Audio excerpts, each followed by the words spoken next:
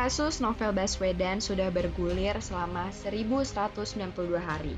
Penyelesaian yang memakan waktu cukup lama tanpa menyentuh aktor intelektualnya. Berikut merupakan foto dari beliau dengan mata yang telah dirusak oleh oknum yang tidak bertanggung jawab. Dua anggota polisi yang melakukan penyerangan terhadap Novel Baswedan divonis hukuman penjara masing-masing 2 tahun dan 1,5 tahun. Putusan ini dijatuhkan di tengah pernyataan Novel sendiri yang mengaku tak akan berhenti mencari keadilan pasca vonis kasusnya.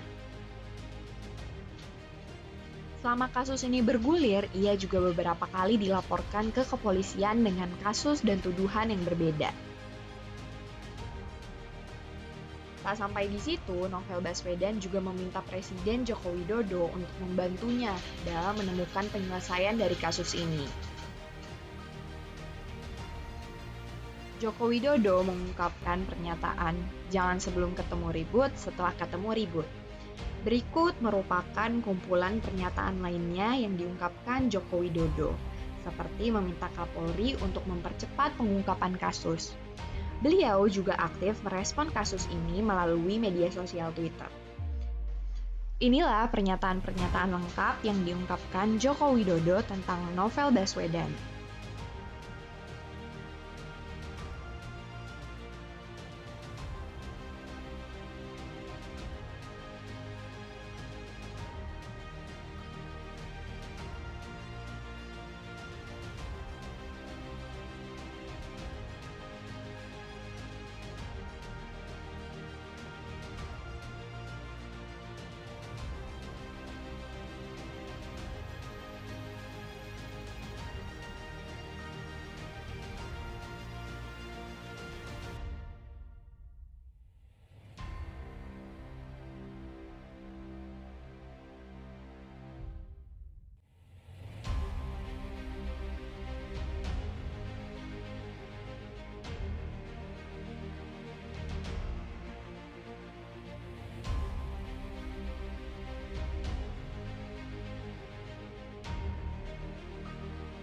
Tim advokasi Novel Baswedan mengemukakan bahwa aktor intelektual telah membuat skenario yang sangat sempurna.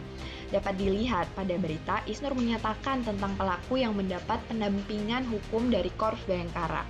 Selain itu, Isnur juga berharap kasus Novel Baswedan tak berhenti sampai di sini dan meminta Presiden Joko Widodo untuk membentuk tim mencari fakta independen.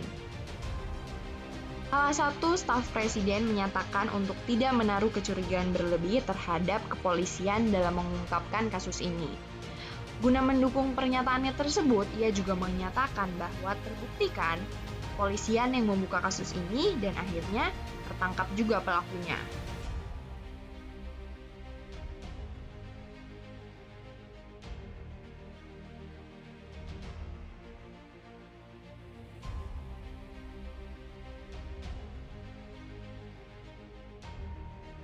Kasus Novel diyakini melibatkan high profile oleh TGPF. Bukan untuk membunuh, tapi untuk membuat korban menderita merupakan tujuan dari penyerangan tersebut dilakukan.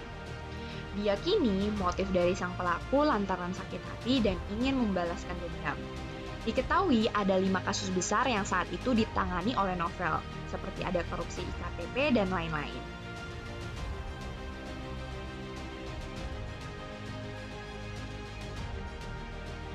Diketahui salah satu pelaku mengaku kesal dengan Novel Baswedan karena dianggap lupa diri sebagai anggota kepolisian. Dan pelaku menambahkan bahwa tindakan penyiraman air keras merupakan inisiatif sendiri tanpa perintah orang lain. Seperti yang sudah disebutkan, berikut merupakan detail pelaporan dari kasus dan tuduhan berbeda yang menyebabkan Novel beberapa kali dilaporkan ke kepolisian.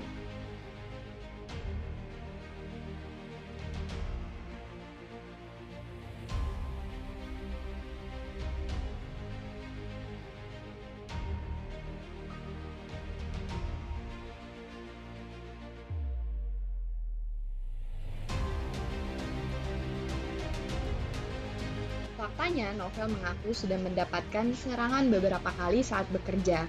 Ia selalu mempersiapkan diri dalam kondisi yang terburuk. Walaupun demikian, Novel menyatakan akan tetap semangat dalam memberantas korupsi. Berikut akan ditampilkan fakta dan kronologi kasus Novel Baswedan.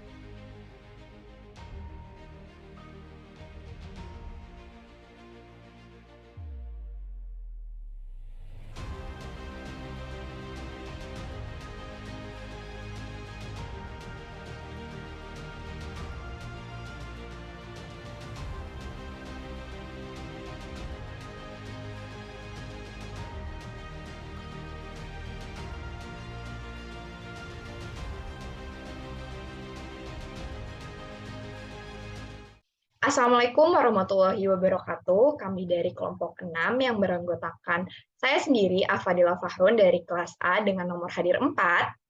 Saya Amanda Syafira dari kelas A nomor absen 6.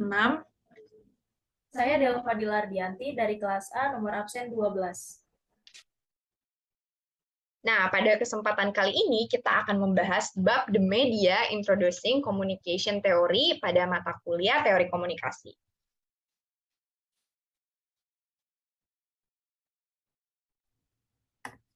Nah, setelah kita melihat cuplikan berita tadi, kita akan membahas mengenai kaitan materi dengan berita. Materi yang akan dibahas pertama adalah Cultural Studies.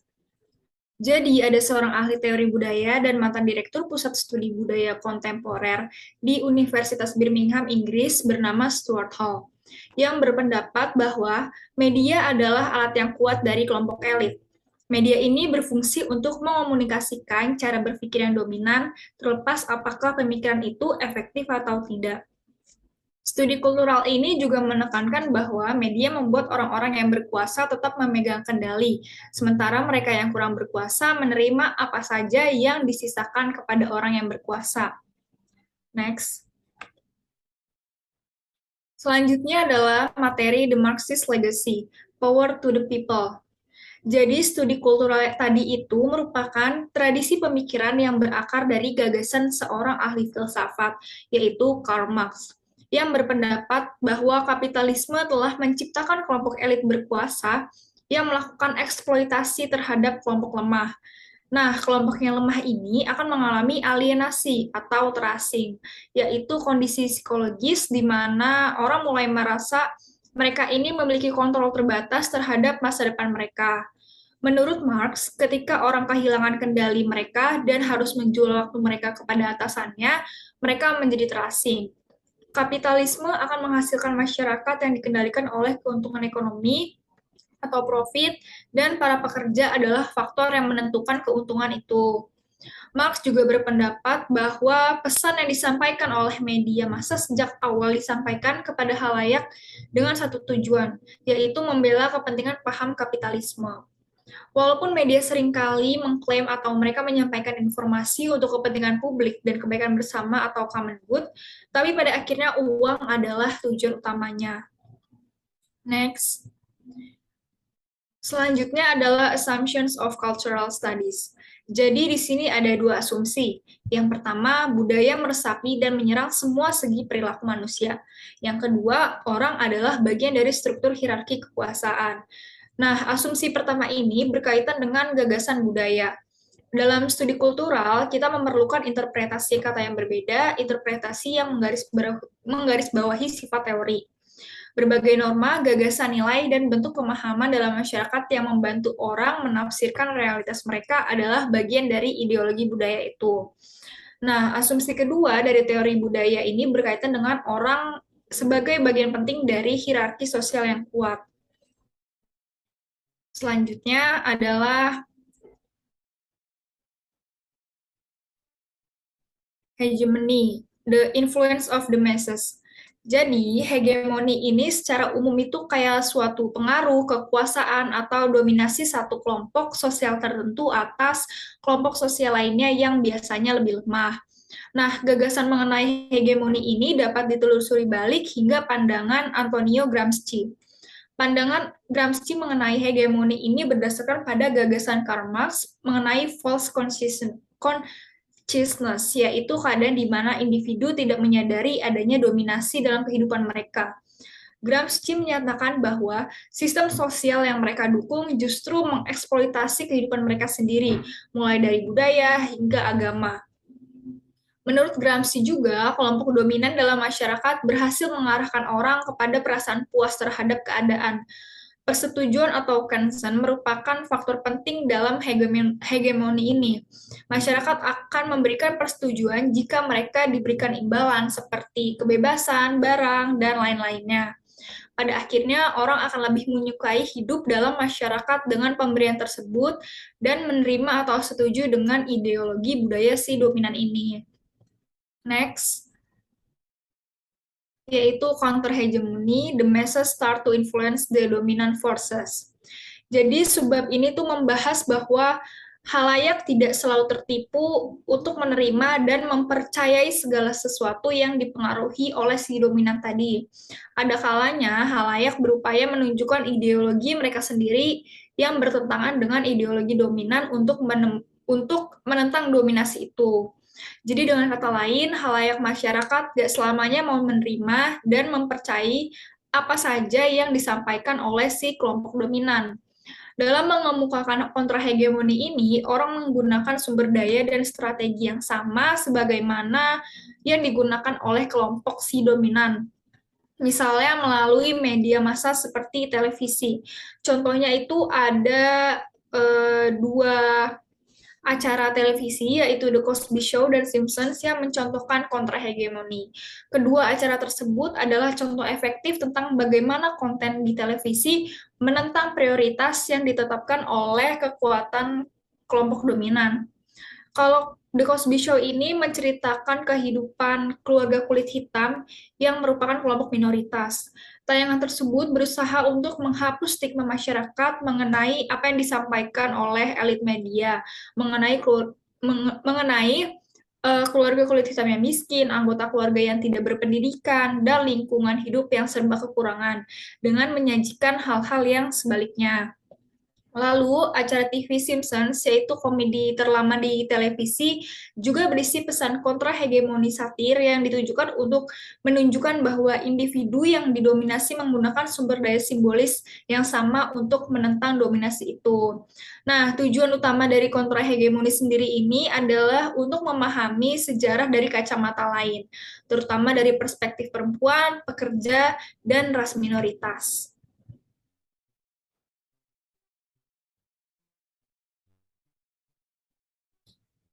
Lalu kaitan materi cultural studies tadi dengan studi kasus. Next.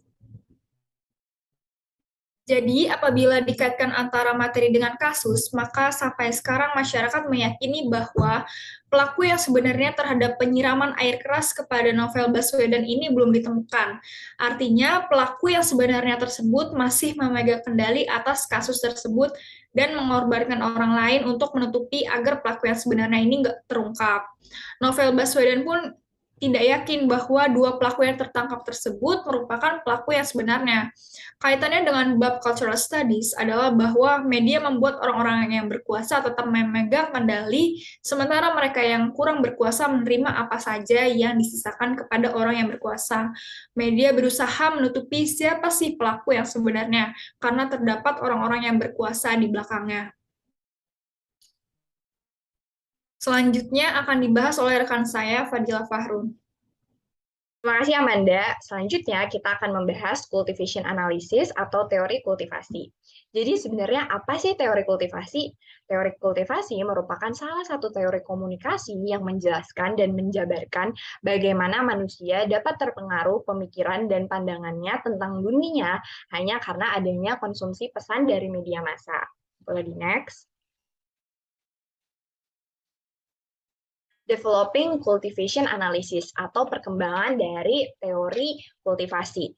Jadi, teori kultivasi itu pertama kali digunakan pada tahun 1969. Teori ini berkembang secara bertahap melalui serangkaian langkah-langkah metodologis dan teoritis. Boleh di next? Nah, ini ada peta pengembangan teori kultivasi. Pertama, ada ketertarikan masyarakat nih untuk meneliti tentang efek media, khususnya televisi nih. Terus, ada pembentukan Komisi Nasional Penyebab dan Pencegahan Kekerasan, serta Komisi Penasihat Ilmiah Ahli Bedah Umum tentang televisi dan perilaku sosial.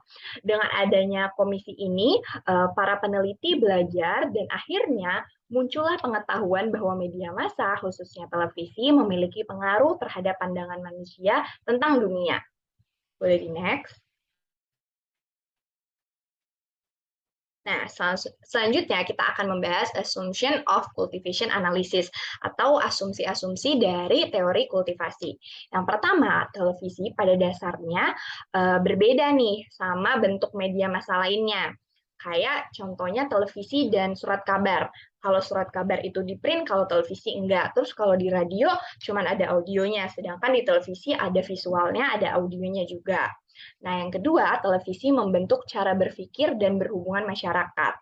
Nih, Gardner dan Gross berkomentar bahwa substansi kesadaran yang dikembangkan oleh televisi bukanlah sikap dan opini yang spesifik nih, melainkan asumsi yang lebih mendasar tentang fakta kehidupan dan standar penilaian yang menjadi dasar kesimpulan.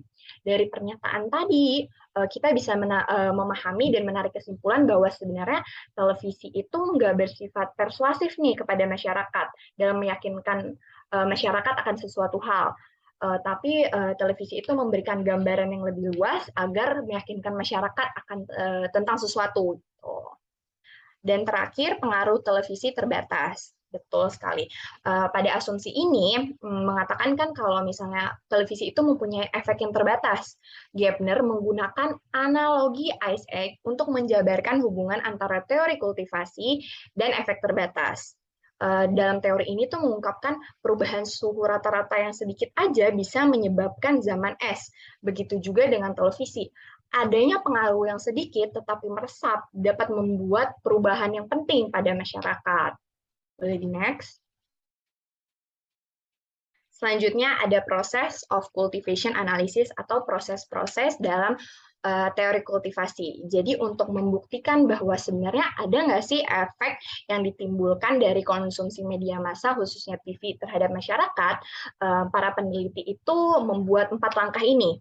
Yang pertama, langkah untuk menganalisis pesan, terdiri dari analisis konten terperinci dari program televisi untuk menunjukkan penyajian gambar, tema, nilai, dan penggambaran yang paling sering berulang dan konsisten. Langkah keduanya, perumusan pernyataan tentang realitas sosial penonton, melibatkan pengembangan pernyataan tentang pemahaman masyarakat akan kehidupan sehari-hari mereka. Boleh next? Selanjutnya ada langkah ketiga, yaitu mensurvei penonton. Mengharuskan pertanyaan dari langkah yang sebelumnya atau langkah kedua itu diajukan kepada anggota audiens dan peneliti bertanya kepada penonton tentang tingkat konsumsi televisi mereka. Dan langkah yang keempat adalah membandingkan realitas sosial penonton ringan dan penonton yang berat. Bagi Gardner, ada perbedaan kultivasi nih antara penonton ringan dan berat. Diferensial kultivasi dapat diidentifikasi atau didefinisikan sebagai persentase perbedaan respon antara pemirsa yang penonton berat dan penonton ringan. Boleh di next? Nah, selain 4 langkah tadi, kita juga punya 2 langkah lagi nih untuk membuktikan teori kultivasi. Yang pertama ada mainstreaming. Jadi sebenarnya mainstreaming itu apa sih? Mainstreaming adalah kecenderungan heavy viewers atau penonton berat untuk merasakan realitas budaya dominan yang serupa dengan yang digambarkan di media, meskipun sebenarnya itu berbeda dari realitas sebenarnya atau kenyataan yang sebenarnya. Sedangkan renonsens terjadi ketika hal-hal yang di televisi itu sama realita yang ada. Dengan kata lain, realitas eksternal objektif orang selaras dengan apa yang ada di televisi. Boleh di next? Nah, selanjutnya tadi kita udah bahas proses, kita akan bahas produk dari teori kultivasi. The Mean World Index adalah produk yang dihasilkan oleh teori kultivasi. The Mean World Index itu berisi 3 pernyataan nih. Yang pertama, kebanyakan orang hanya memerdulikan diri mereka sendiri. Yang kedua, kamu tidak bisa terlalu berhati-hati dalam berurusan dengan orang lain. Dan yang ketiga, kebanyakan orang akan memanfaatkan kamu ketika mereka mempunyai kesempatan. Next. Nah, teori kultivasi mengemukakan bahwa pandangan penonton berat dan penonton ringan akan berbeda nih terhadap pernyataan yang di samping tadi.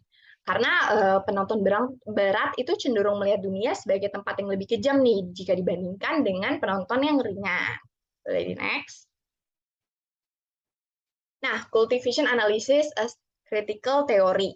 Teori kultivasi ini telah memberikan kontribusi penting pada pemikiran kontemporer tentang komunikasi media massa.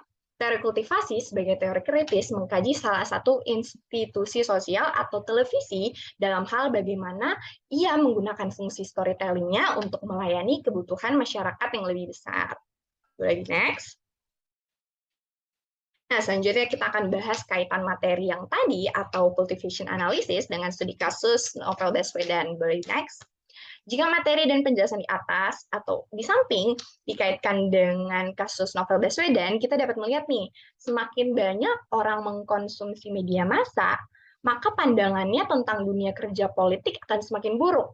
Dunia politik akan dianggap sebagai lingkungan yang berbahaya karena penyelesaian kasus novel Baswedan cenderung lama nih dan tidak kunjung menemukan titik pencerahan. Padahal kasus ini tuh termasuk kasus yang berat dan membahayakan juga, membahayakan nyawa dan mencelakai orang manusia gitu. Boleh di next. Oke, selanjutnya use and gratification akan dijelaskan oleh rekan saya, Dela. Silakan. Selanjutnya ada uses and gratifications. Jadi, uses and gratifications teori itu dikemukakan oleh Bandler, Gurevich, dan Katz, yang menyatakan bahwa pengguna media itu memainkan peran aktif dalam memilih dan menggunakan media. Lalu, ada juga selanjutnya yaitu, boleh di next?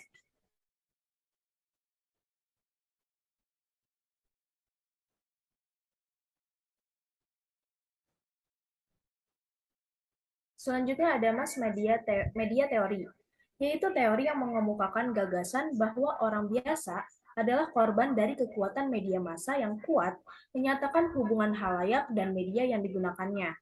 Jadi, mass media teori atau yang disebut dengan limited effects itu merupakan teori yang menyatakan bahwa efek media dibatasi oleh aspek dari kehidupan pribadi dan sosial penonton. Lalu, limited effects juga memiliki dua pendekatan. Yang pertama, ada perspektif perbedaan individu, yaitu memandang kekuatan media yang terbentuk dari faktor-faktor pribadi.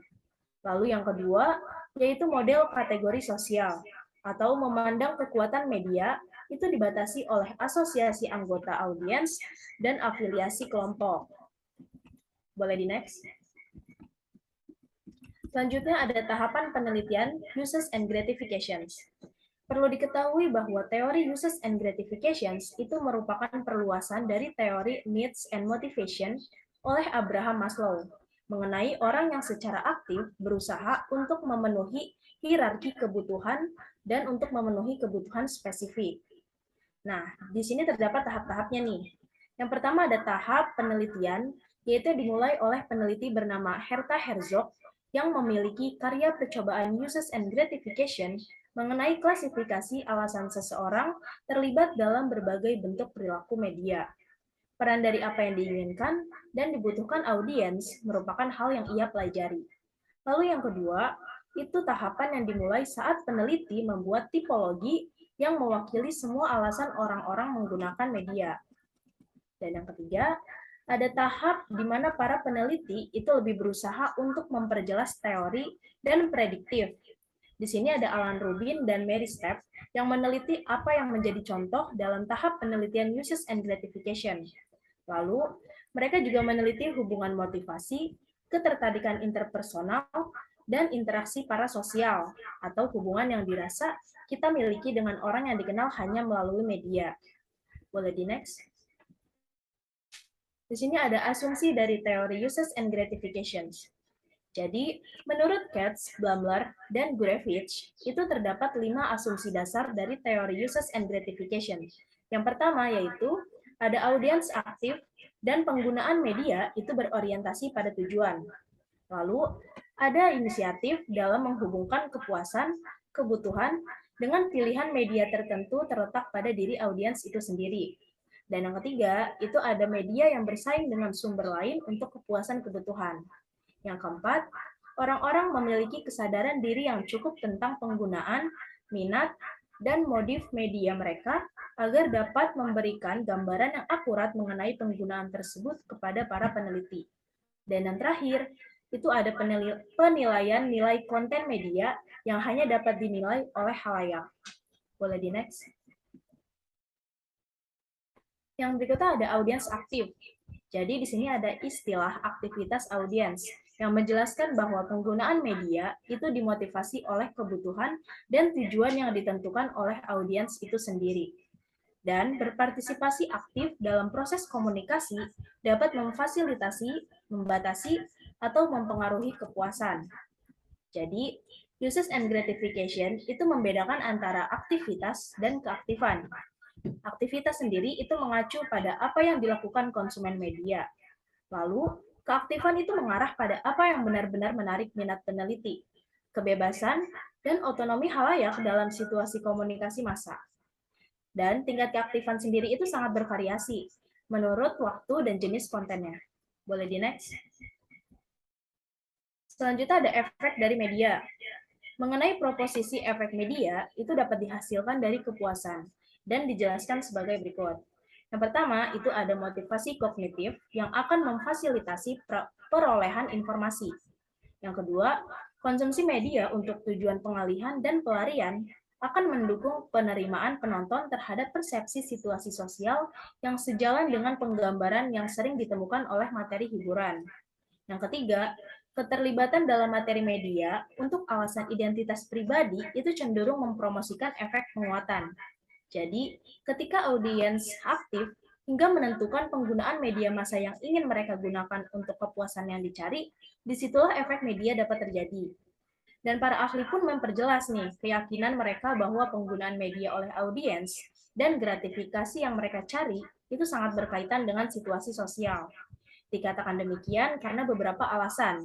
Di antaranya yang pertama ada situasi sosial yang dapat menghasilkan ketegangan dan konflik yang mengarah pada tekanan untuk kemudahan mereka melalui konsumsi media. Yang kedua, ada situasi sosial yang dapat menciptakan kesadaran akan masalah yang menuntut perhatian, informasi yang mungkin dicari media. Yang ketiga, ada situasi sosial yang dapat mengurangi peluang kehidupan nyata untuk memenuhi kebutuhan tertentu, dan media dapat berfungsi sebagai penggantinya. Dan yang terakhir, ada situasi sosial yang seringkali memunculkan nilai-nilai tertentu dan penguatannya dapat difasilitasi oleh konsumsi materi media terkait. Boleh di next. Selanjutnya ada uses and gratifications dan media baru. Jadi di sini itu banyak banget peneliti dan konsumen media massa yang percaya bahwa kita akan mengubah cara kita menonton televisi dan menggunakan media secara umum itu di masa depan.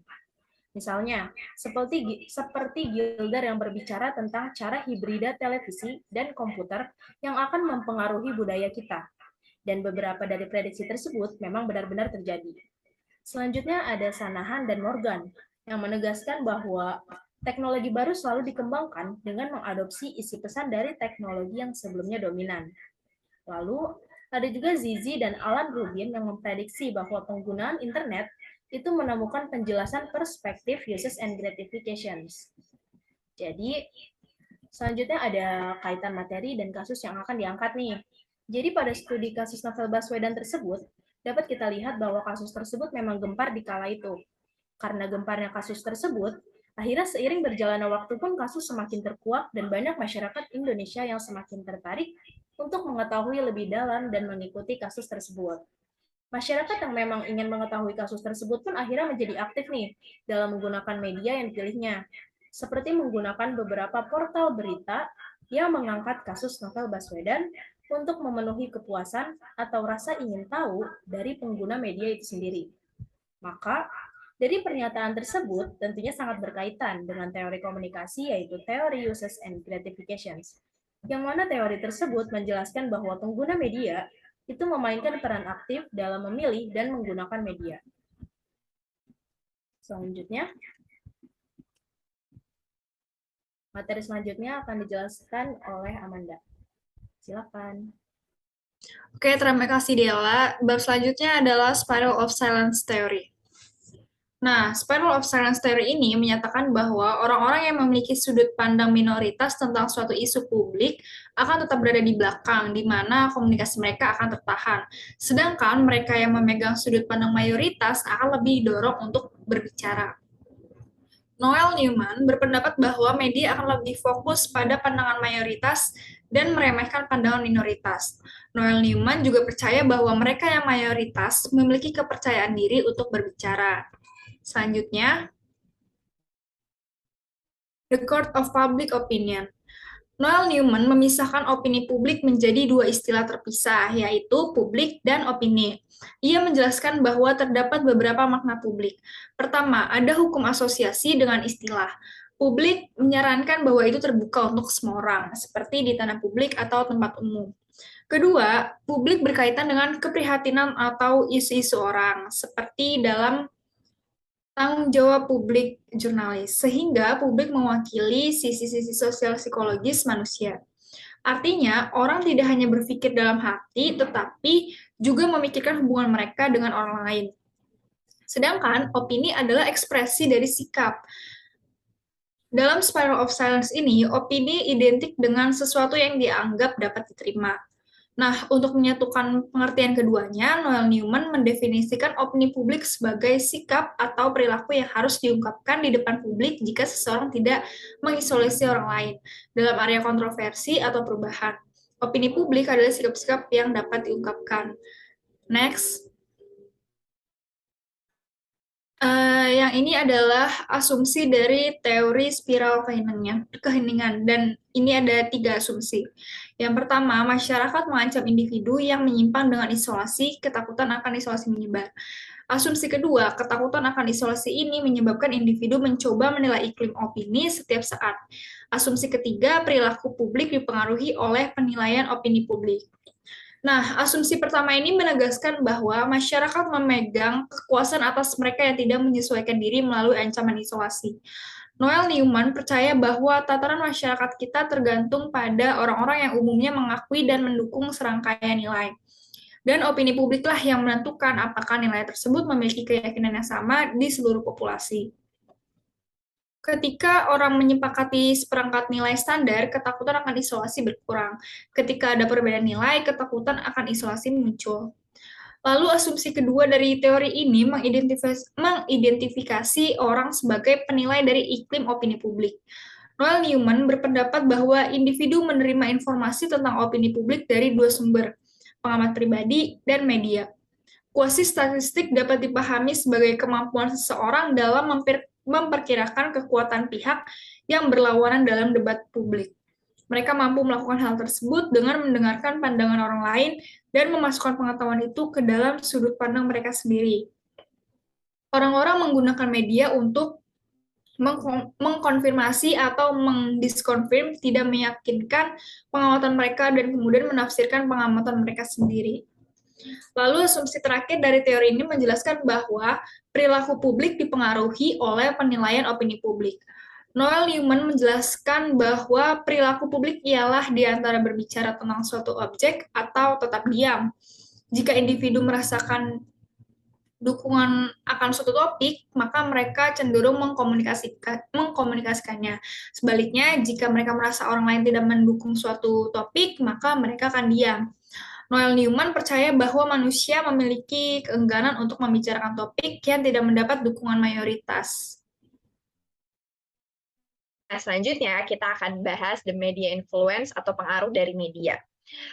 Spiral of silent theory merupakan teori yang sangat bergantung nih pada opini publik. Nancy Eckstein dan Paul Thurman berpendapat dan mengklaim bahwa media dapat memberikan dorongan di balik spiral keheningan karena media dianggap sebagai bentuk percakapan yang sepihak dan komunikasi publik tidak langsung, di mana orang merasa tidak berdaya untuk merespon. Kesediaan dalam memberikan opini sangat berbeda nih, dipengaruhi oleh media. Tanpa dukungan dari orang lain untuk membicarakan pandangan yang berbeda, maka orang itu akan cenderung untuk sepaham aja sama apa yang disediakan oleh media. Boleh di next.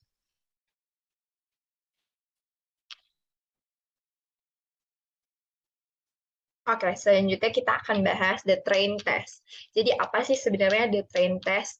The train test adalah penilaian tentang sejauh mana seseorang akan membicarakan opininya.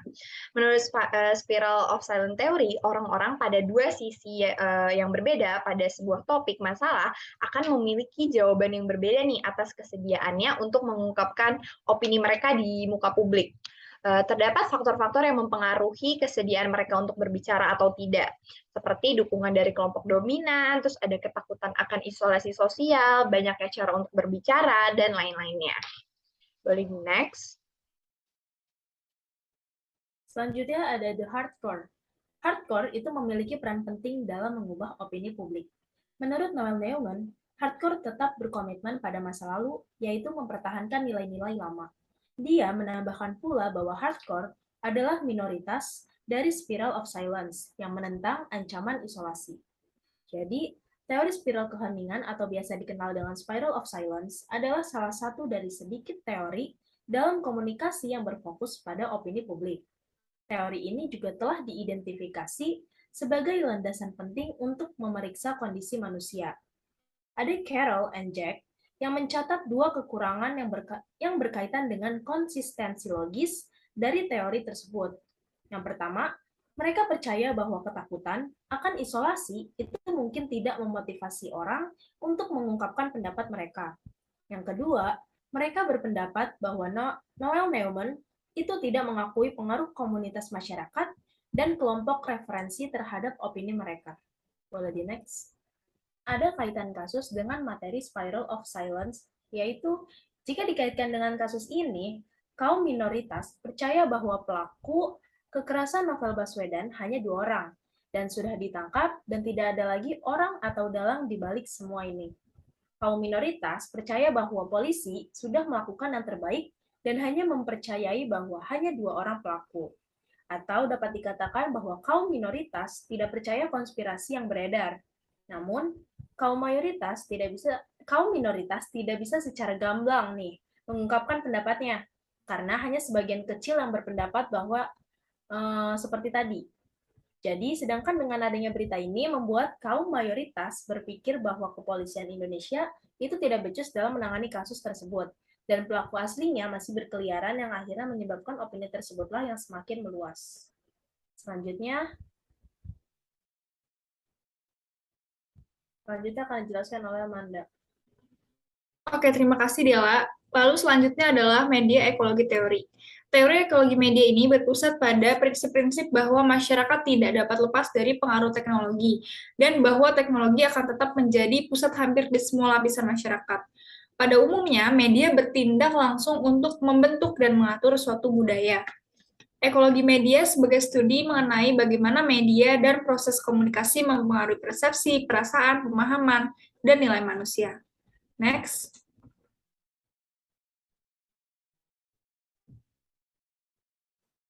Selanjutnya adalah assumptions of media ecology theory. Ada 3 asumsi. Yang pertama, media menanamkan setiap tindakan dalam masyarakat. Yang kedua, media memperbaiki persepsi kita dan mengatur pengalaman kita. Yang ketiga, media mengikat dunia bersama-sama. Asumsi pertama, kita menggarisbawahi gagasan bahwa kita tidak bisa lepas dari media dalam hidup kita. Kita tidak dapat menghindari dari media, terutama jika kita menganut interpretasi luas McLuhan tentang apa yang dimaksud dengan media. Asumsi kedua dari teori ekologi media ini berkaitan dengan diskusi sebelumnya, yaitu kita dipengaruhi langsung oleh media. Teori ekologi media percaya bahwa media memperbaiki persepsi dan mengatur kehidupan kita. McLuhan berpendapat bahwa media cukup kuat dalam pandangan kita terhadap dunia. Asumsi ketiga dari teori ekologi adalah media menghubungkan dunia. McLuhan menggambarkan bagaimana media menghubungkan dunia menjadi satu sistem politik, ekonomi, sosial, dan budaya yang besar. McLuhan berpendapat bahwa media dapat mengorganisasi masyarakat secara sosial. Media elektronik khususnya memiliki kemampuan untuk menjembatani kebudayaan yang tidak akan berkomunikasi sebelum hubungan ini. Next. Selanjutnya, kita akan membahas the print era atau era percetakan. Nah, era percetakan itu memungkinkan manusia untuk membuat salinan esai, buku, pengumuman, dan lain-lainnya. Hal ini tentunya sangat berdampak nih bagi perkembangan penyaluran informasi. McLuhan di sini turut menekankan bahwa produksi massal menghasilkan warga negara yang mirip antara satu sama lain karena adanya kesamaan konten yang disampaikan berulang-ulang kali dengan cara yang sama. Boleh di next. Nah, tadi kita udah bahas tentang era percetakan, sekarang kita akan bahas era elektronik atau the electronic era. McLuhan dan rekannya menandai era elektronik adalah era dengan penggunaan telegraf, telepon, mesin ketik, radio, dan televisi. Buku yang menjadi sumber pengetahuan dan informasi di zaman dahulu menjadi bentuk penyimpangan, dan media elektronik tuh mendesentralisasikan informasi sejauh individu sekarang menjadi salah satu beberapa sumber informasi utama. Era elektronik ini menghadirkan peluang unik nih untuk mengevaluasi kembali bagaimana media mempengaruhi orang-orang yang mereka layani. Boleh di next. The medium is the message, atau media adalah pesannya merupakan slogan khas dari teori media ekologi. Pesan yang disampaikan memanglah penting nih, tapi media sebagai sarananya nggak kalah penting nih. James Morrison merangkum dan mengemukakan bahwa media adalah pesan karena isi dari sebuah media bervariasi dan bahkan mungkin bertentangan. Akan tetapi efek media itu tetap sama apapun isinya. Boleh next. Nah, selanjutnya kita akan bahas hot media sama cool media. Apakah hot ini maksudnya api, media api, atau gimana? Enggak ya. Hot media itu dapat dipahami sebagai media yang menuntut sangat sedikit dari pendengar, pembaca, dan penonton. Hot media adalah bentuk komunikasi definisi tinggi yang mempunyai data sensorik relatif lengkap, yang berarti hanya tersisa sedikit ruang nih untuk berimajinasi. Oleh karena itu, hot media memiliki partisipasi audiens yang rendah. Contoh dari hot media itu film. Di film kan kita udah disuguhi audio, visual, dan kita udah alur ceritanya kita udah disediakan. Jadi sedikit ruang untuk kita berimajinasi. Sedangkan cool media berbalik nih. Cool media dapat dipahami sebagai media yang menuntut partisipasi tinggi baik dari pendengar, pembaca, maupun penonton. Cool media menuntut halayak untuk menciptakan makna melalui keterlibatan sensorik dan imajinatif yang tinggi. Contoh dari cool media ini adalah kartun. Kartun biasanya ada gambar, terus kayak ada penjelasan sedikit gitu. Dari gambar dan penjelasan sedikit itu, kita dituntut untuk memikirkan arti dan maknanya gitu dari gambar kartun tersebut. Boleh di next.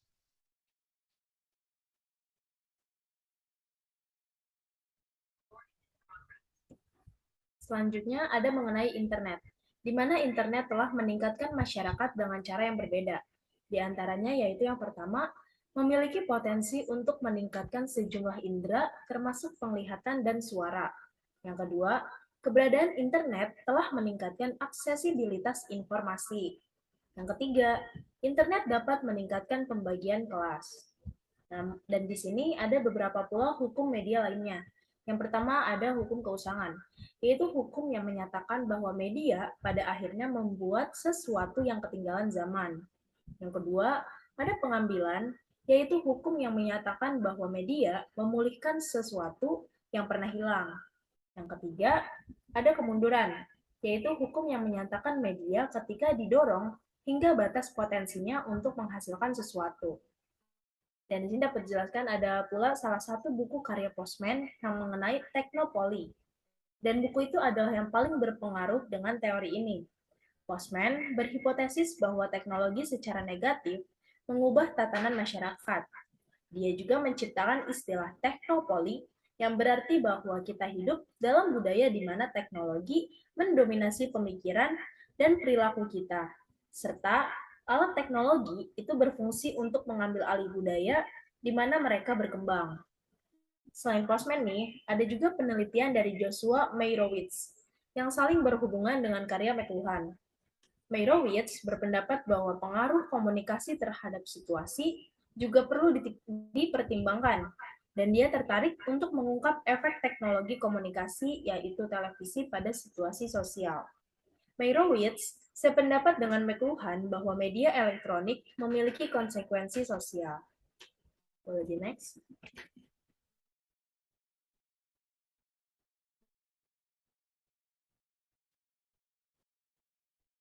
Nah, setelah kita membahas teori media ekologi, kita akan membahas nih kaitan materi tadi dengan studi kasusnya. Boleh di next? Nah, jika kita kaitkan dengan kasus Novel Baswedan, kita dapat melihat nih bahwa pemberitaan tentang kasus ini tersedia di berbagai media massa, khususnya di internet, media sosial, dan lain-lainnya. Hal ini tentu mempengaruhi orang-orang yang membaca dan mengikuti berita tersebut. Akses berita yang mudah karena ada perubahan teknologi menjadikan masyarakat lebih gampang lagi nih terpengaruh oleh media. Terpengaruh di sini berarti masyarakat dapat mencari tahu apapun, kapanpun tentang kasus Novel Baswedan karena adanya perkembangan teknologi. Masyarakat akan semakin cerdas karena update dengan berita-berita terkini hanya dengan mengklik berita tersebut di internet, media sosial, dan lain-lain. Boleh di next? Oke, kesimpulan akan disampaikan oleh rekan saya Amanda, dipersilahkan. Lalu pembahasan yang terakhir adalah kesimpulan. Jadi, media massa kan merupakan salah satu alat dalam proses komunikasi massa karena memiliki jangkauan yang sangat luas. Pengguna media memainkan peran aktif dalam memilih dan menggunakan media sesuai kebutuhan atau kepuasan pengguna itu sendiri. Media massa ini merupakan institusi yang tidak netral, karena ia selalu terkait dengan sebuah sistem, entah itu sosial, politik, ekonomi, dan budaya, yang kesemuanya berlaku di mana media tersebut berada. Salah satu ahli filsuf berpendapat bahwa media massa sejak awal dibuat dan disampaikan kepada halayak dengan satu tujuan, yaitu membela kepentingan paham kapitalisme dan semua demi kepentingan uang semata. Media sangatlah memiliki peranan penting dalam ranah komunikasi. Selain itu, media memiliki pengaruh untuk penggunanya. Media massa, khususnya televisi, dapat sangat berdampak pada cara berpikir manusia tentang dunia. Seseorang dapat berpersepsi, memahami, dan memiliki kepercayaan tentang sesuatu yang terbentuk dalam jangka panjang karena adanya konsumsi pesan dari media massa tersebut. Media juga akan lebih fokus pada pandangan mayoritas dan meremehkan pandangan minoritas. Lalu yang terakhir adalah saran yang dapat penulis sampaikan, yaitu